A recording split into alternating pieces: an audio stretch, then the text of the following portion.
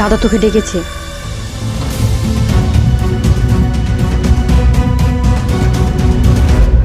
রিয়াজকে নেওয়ার জন্য যে মেয়েটি এসেছে সে আসলে কে?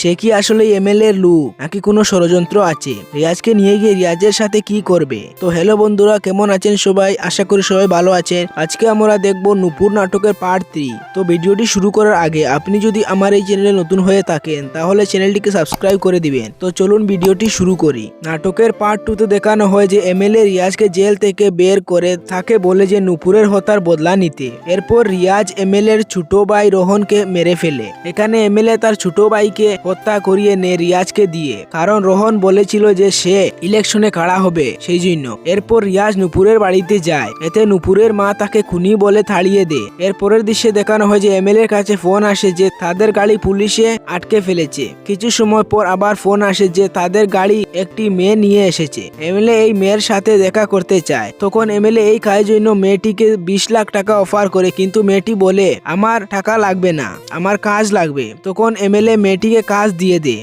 এরপর সেই মেয়েটি রিয়াজকে ধরে আনতে যায়। তো বন্ধুরা, আপনাদের কি মনে হয় রিয়াজকে এনে এমএলএ কি করবে? কমেন্টে জানাতে ভুলবেন না। দেখা হচ্ছে পরবর্তী কোনো ভিডিওতে। ততক্ষণ ভালো থাকবেন, সুস্থ থাকবেন। ধন্যবাদ।